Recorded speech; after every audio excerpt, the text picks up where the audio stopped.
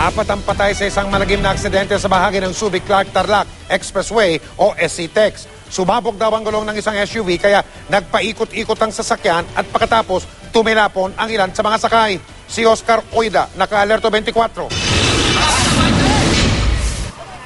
Ganito ang itsura ng SUV ito nang abutan ng GMA News sa SCTEX o Subic-Clark-Tarlac Expressway sa bahagi ng Porac, Pampanga. Yuping-yupi ang malaking bahagi ng sasakyan. Basag ang mga salamin habang nagkalat sa kalsada ang mga gamit mula rito. Sa ulat ng Tollways Management Corporation, self-accident ito.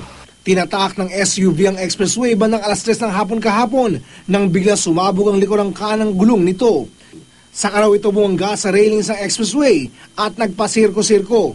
Tumilapon pa mula sa sakyan ang ilang sakay ng SUV. Dali-dali namang isinugod sa Bataan Peninsula Hospital ang mga biktima. Dead on arrival ang driver ng sakyan na si Dr. Richard Kilang, barangay captain sa Tondo, Maynila. Patay rin ang dalawang batang pamangkin ng doktor at kanilang yaya.